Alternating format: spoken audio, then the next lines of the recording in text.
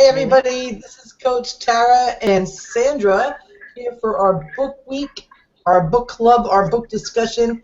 We are currently doing the Motivation Manifesto, and we are on declaration number 2. This is our 5th week, and I'm having a great time. It's making me want to read more. Like, I want to take more time to read more, so I think that might be added to my New Year's plan. Actually, it is in my New Year's plan, but I think I want to do it even more. More! This week's declaration is, we shall reclaim our agenda. And I looked up what agenda means in the dictionary because I thought that was interesting. And the particular part of the definition that he is speaking of is the underlying intentions or motives. Okay, so they are what? Your modus operandi. You know what I'm saying? What kind of drives you throughout the decisions you make in your day. And oftentimes, especially these, well, I don't know, I guess in the times where we were having to grow everything ourselves as well, we ran into this problem too. We were kind of driven by other forces all the time instead of what we really want. Now it's more a voluntary thing. We don't need to check our Facebook statuses all the time, but we do. We don't need to be, our face in the phone all the time, but we are. So this is about really just reclaiming our agenda and starting to become more self-aware in the moment about where we're at. Is what we're doing really getting us there? The first thing that I wanted to say before we continue is, nothing burns more fiercely in our soul than the desire to be ourselves and pursue our dreams. And so the great joys in this life come when we are spontaneous and authentic each day while engaging in activities that we care about. And the great miseries of life come when too many days stack up where we are conforming and posing while doing things we have no passion for at all. That sums it up right there. So yeah, that's what this chapter is about. It's also the chapter that where he tells us, now it's time for you to sit down and write a manifesto for yourself. So that's my homework for the next couple of days, is to write one out. And we have to pursue our desires to be ourselves and in our dreams. Instead of spending our days with things that we have no passion for, we get distracted all the time. Yep. At least I do, all the time. Well, yeah. Well, I mean, we all do. You're not alone. I swear to God, that's why he wrote the book. I swear. He started probably looking up at events and looking up at his kitchen table and looking up in the grocery store and saw everyone doing this. And said, you know what? There's no way you can be fully engaged in your passions if you're doing that. There is a certain amount of measuring and notifications that you do have to kind of go through, especially as an internet marketer or any kind of business person needs to be informed about statistics that are happening live. And we have the ability to do that now.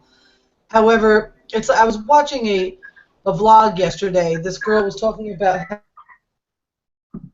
how United States Postal Service tracking codes are. I think there's certain questions. Go ahead. She was saying, she was like, when we didn't have tracking codes, we went and ordered what we ordered, and they got here when they got here. Now we have tracking codes. Now it's up to us to stalk the post guy. It's not our job. And she's right, because I'm always waiting for mail to come. I'm always waiting for mail to come. We're always looking for vape mail and whatnot, and we're always looking at the tracking. It's really none of our business. That's not our business. Our business is enjoying our life and doing what we should be doing. So overanalyzing real-time statistics is harmful. Yeah, I think what we have to do is ask the questions, did you use your time to be a purposeful. You know, whatever you're doing, is it to your benefit, and did you follow your own path and make your time count? And how faithful did you tend to your dream instead of letting these distractions? Yeah, You're using the distractions really as an excuse, the way I absolutely. Absolutely. yeah, for because of fear that you might fail, Mm-hmm. or Fear that you won't. hide your own emotions and directions. There's so many things. There's so much in this chapter. I have to reread it. You got to learn to say no more often, focus more, fight harder, um, express your true expression, enduring joy, right? Yeah, everything. Oh, so much. Absolutely. I want to point out that on page 98, the italicized paragraph onto the next italicized paragraph. If you didn't read anything this week in this chapter, go back if you already read it before. Maybe you've already read it as you've gone along. Go back and reread that. We're not here just to plod through. There's no doubt about that.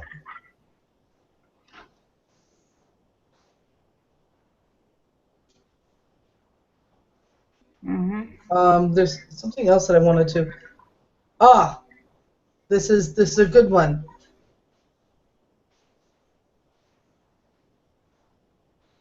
The ultimate tell is that somebody's not living their purpose and their dream and following through on that in every moment and action is when they say they are feeling trapped. Should a person feel caged in any aspect of their life, it is obvious reveal that they have not been owning their own life agenda, but rather they have been suffering the chains of conformity. They have been catering to everyone else, slave to the prevailing ideas or expectations of others, playing a game they never wanted to be part of. And that's how you can tell. It's total. He doesn't give any excuses. He doesn't say, "Oh, that's okay. I understand." He's basically letting us know every time that we feel trapped or bored. Like yesterday, I was exceptionally bored, and I know what that means. When you're bored, you're not doing what you want to do. That's boredom. And if you ever catch yourself bored and say, "Oh, I'm just so bored today," you're probably not doing what it is you want to do, and whatever reasons you're not doing it, most of the time it's because you just haven't set your mind to doing what it is that you wanted to do. It's always you. It's always on you. I like what he said about, it's on page one, I can't read it, 102, about when you're asked, how are you? And if you can't spontaneously say something like, I'm excited, brilliant, fantastic, phenomenal, or whatever, and you just say, I'm fine, that has no passion to it. Actually, it doesn't really mean too much. That's right. That's right. Yeah. Yeah. And like, you're conforming. Huh? You're conforming. Yeah. That was something that I had learned early on, is that you should never answer that "how are you" negatively or blandly. It should always be fantastic or awesome or phenomenal or deeply grateful. You used one of them. That's a great one, or beyond grateful. I remember I knew a guy that used to say, "I'm blessed," and the first time I heard that, I was like, "What did you just say?" I was like, "Oh, bang that Bible," but that wasn't what it. Well, maybe it was what it meant for him, but that's a really excellent way to feel and be, especially all day long. It should be something that we think about. Brendan also clarifies what we should be monitoring and measuring, and I made that little meme today out of it. If we are to measure and monitor and improve anything, let it be our story, our character, and our conduct. A mindfulness of who we are and how we are experiencing and relating with the world. Mm-hmm. Yep, and being busy responding to everything and getting nothing done. It's all the good mentors and coaches out there, they'll tell you that they check their email maybe once a day. Mm-hmm. How many times do you? Yeah. I know I check at least 3 times a day. I'm better at it. I'm checking far later in the day than I used to. It used to be the second tab I would open. Now I'll go, sometimes it won't be until the evening till I even open my email. Mm-hmm. And what I do is I click it all to delete it, and I unclick the ones I want to look at, and I delete everything, and then I look at those ones, and then I delete them. I don't save them anymore, and if I do need to save them, I file them to keep them clear, because it's that having a clear inbox is pretty awesome. Excuse my cough.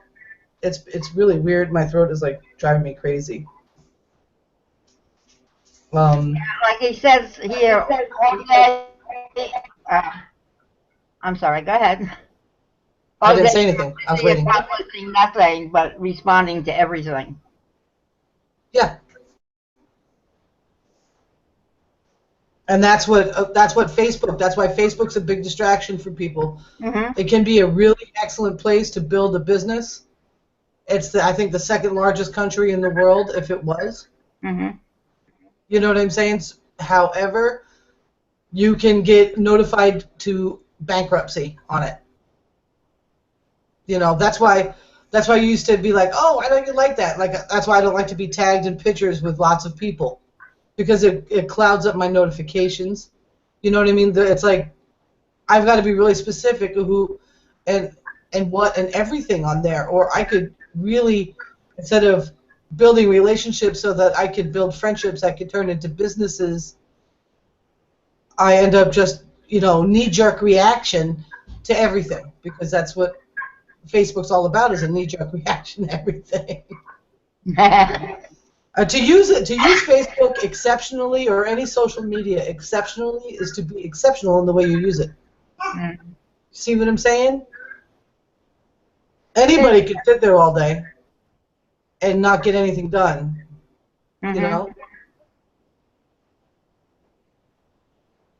Yeah, change your perspective and find meaning and joy in your current task, and stick to whatever your task is for that day or whatever. And stop being subtracted. Well, these are things that work you are doing. You have 3 choices. If you hate the work that you do, you hating what you do, change your perspective and find meaning, and joy in your current task, or quit the path and the distraction at work and seek out what will make your soul sing. Yep. That's people that are working that don't like what they're doing. Right. I mean, some people, you don't have to like your job and necessarily just like toss it aside 100%, whatever. As long as you're not compromising your soul to be there. When you feel that kind of compromise happening, then you really have to make big, dramatic, strong, brave decisions. And at the same time, though, if it doesn't mean that, I'm a big proponent for getting out of a job you hate immediately and at all costs. That doesn't mean that's for everyone. So, you know what I mean? I always try to soften that edge a little bit. And he even softened it right there. He said, do we have to quit every job we hate? No. Surely, we could stay in any job and succeed. Greatness can be cultivated in the soil of any experience. But we all know that the seeds of greatness grow faster in the hearts of those doing work they love than in the bitter hearts of those enslaved by work they despise. So You know, it might be your job. It could be a relationship. Maybe you're with your partner, and your partner's just a negative Nelly or a negative Nelson, and you just can't ever seem to get out from underneath that. Maybe they're abusive. Maybe they're really stifling. Maybe they don't even like you talking to friends, let alone starting a home-based business. Or, you know what I'm saying? There's all sorts of things that could be happening, and you've got to make one of these choices, and you have to do it courageously. And if you choose to stay doing what you hate doing and being where you hate being, you have to own it. It's all you, nobody else. That's at the point where it's no longer your partner's fault, if there was any fault to be had. That's when it's no longer your job's fault. That's like when I went through that a lot before I quit my job at Publix. There was a long period of time where I was watching my own videos and saying to myself, "You fucking hypocrite. Mm-hmm. You are a hypocrite because you can't even barely get in the car to get there, and you despise that you're allowing it to go on." You know what I mean? And I was afraid of being a hypocrite. I'd rather, financially at this point, and I don't want to like say something that's like, I'm very careful with my words with law of attraction. I'm not a six-figure earner right at this very second. You know what I mean? I didn't replace that income even yet. Mm-hmm. It's not been all Mercedes and BMWs and vacations in tropical places. Trust me, it's been far from it. Has it been worth it? Yes. Can everyone do that? No, my circumstances are very unique. You know what I'm saying? Very unique. So, I just keep that stuff in mind, guys. A lot of people will tell you it's best to come to a point where you're at least your minimum. Some people would never even consider quitting until they're at $10,000 a month. Well, you know what's gonna happen? They're never gonna quit their job, because it takes a special somebody to make that happen, and it's certainly not somebody working a full-time job somewhere else where they're spending 80 hours a week or more doing something they hate. You cannot generate the positivity after that to be able to be a $10,000 a month earner in your own business from home. It doesn't work. Jeffrey Combs will tell you, shut up and quit. Stop it and quit. Yep. Everybody has a different thing on that. So anyway, we'll get right into the setting direction, a written manifesto. I guess it's our time.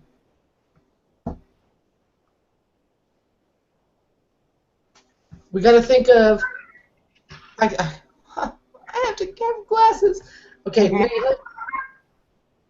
What will our mission be from this moment forward? What will our plan of action be? And what steps must we take to get there? We must really think about, what am I really after in this life? What do I truly want to create and contribute? And what kind of person do I want to show the world every single day? What type of persons shall I love and enjoy life with? What great cause will keep me going when I feel weak or distracted? What shall be my ultimate legacy? What steps must I take to begin and sustain those efforts? And what will I orient my days to accomplishing this week, this month, and this year? So your manifesto has to kind of include it all, and then you've got to be able to break it down. That's why so many people fall apart at resolutions. They look at it as like, oh, I'm going to quit smoking. Oh, I'm going to lose 10 pounds. Oh, I'm going to read a book every week. Or, oh, whatever it is, and they never do any follow-up. They don't do a to-do list for tomorrow. 2015, I want to lose 100 pounds. Part of that is breaking that down into, I have to start moving more, right? So right now, for my first 90 days of my first quarter of this year, I am promising myself 5 minutes a day on my rebounder. Why? Because physically, with the amount of weight I got on top of my bones, I really shouldn't be doing much more than that. Mm-hmm. Except for, making sure I get up every hour and walk around a little bit, and maybe going for a little walk in the neighborhood and stuff. You know what I'm saying? So I broke it down into a smaller thing. And I'm not looking at that 100 pounds as 100 pounds. It's not so, oh no. Because that's so easy to do in a year. That's less than a quarter a pound a day. Mhm. That's it can be done, but it's got to be done one day at a time. We don't get to just close our year out and have it all accomplished. We have to set a plan, and our manifesto has to be part of that. And we have to be able to understand it's also flexible. What you want tomorrow for your life may be different than what you want from your life next year at this time. It may be very different in 6 months. You have to be willing to be flexible, being able to reset your level of expectation at the drop of a dime is super important, because that's how you're going to keep happy. You know, Mhm. that's... Yeah, on I a know, daily basis, you should ask yourself, who will I be today, and what dreams will I chase, yep. and what will I create and accomplish, no matter what. Hmm. Who will I give value, love, or appreciation to? What will I do or experience that will help me feel fulfilled and grateful when I rest my head on the pillow later at night? Yeah. So I guess on a daily basis, this is what you should be doing. Now, that can change also daily, Hmm. as you go. Absolutely. And it probably will, because we have unexpected happinesses happen to us all the time. Mm-hmm. You know, like today, she was getting that hair growth stuff that Sarah made, and I was like, oh, I wanted to put a charcoal mask on her feet, because her skin doesn't need a mask, but the feet detox a lot. So I put the charcoal mask on her feet, and at first she was like, oh, just like that, and then she was like, hands, and she wanted it on her palms. That was an unexpected joy. I didn't expect. I mean, I knew I was going to put charcoal mask on her feet. I had no idea she was going to give me that crazy reaction to the cold mask, and then I didn't know that, so all that little happiness that happened there was unexpected, something to add to the list at night when I'm lying down and relaxing for bed. He's also talking about being really specific in the morning, about thinking about your day. If you have a manifesto written, you read that manifesto in the morning and also before you go to bed. You make it part of it. You make an active effort to be a creator of your life.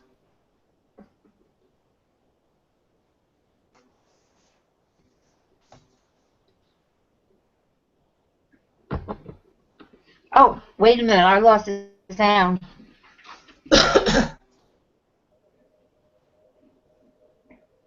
Can you hear me?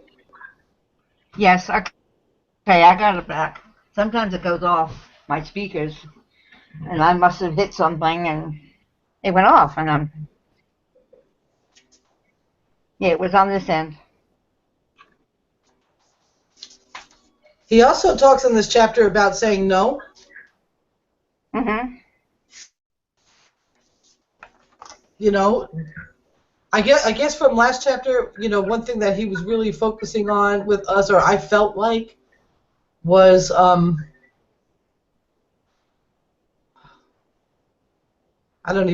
totally lost my words. I lost my words.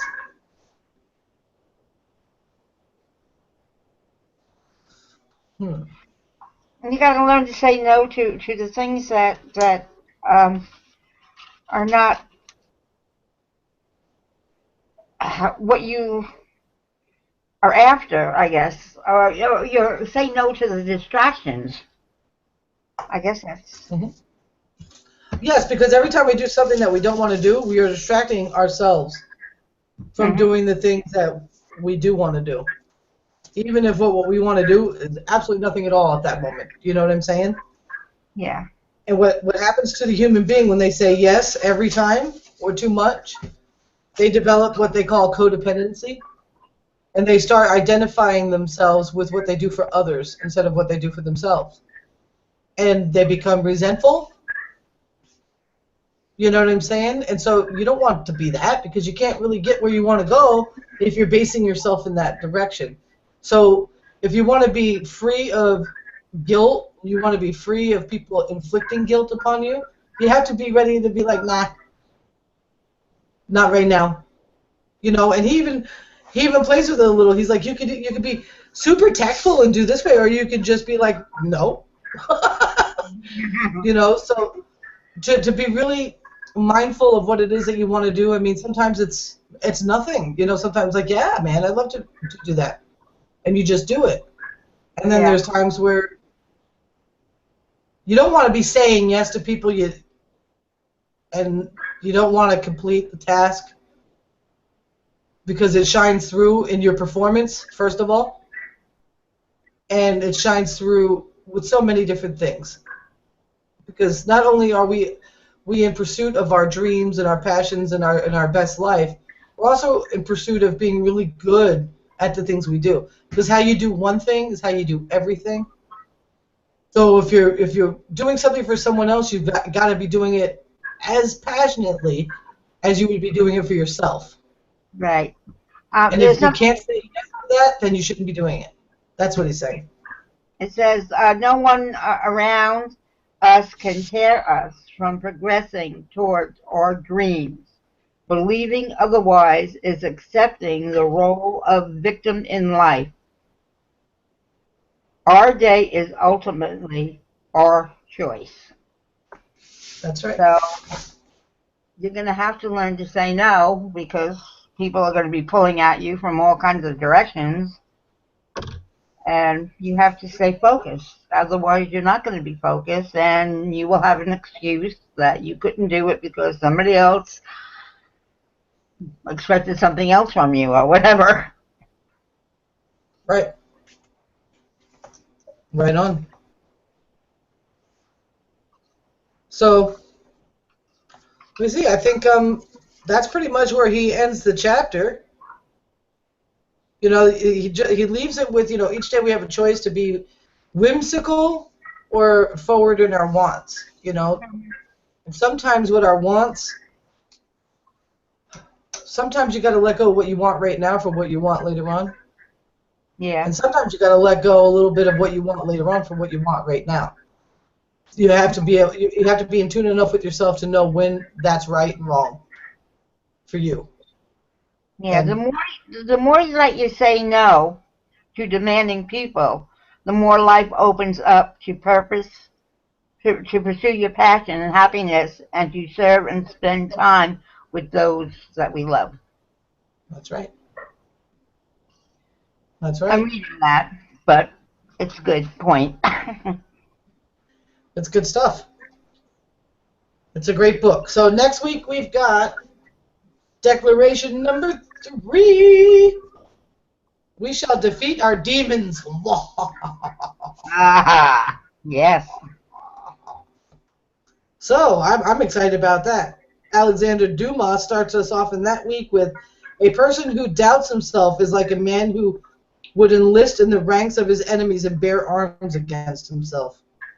I'm going to leave you with that. Fighting our demons. Who are they really? Can't wait to read that chapter. I'm going to read it earlier this week because I want to get more in depth with it. So, thank you so much, Mom, for coming on, and thank you everyone that's watching. If you haven't gotten this book, The Motivation Manifesto, put it on your wish list on Amazon. Get it when you can, however you can. If you join our Facebook group, there is a link to get a free copy of this. I'm not sure if it's still working, but it's worth a try.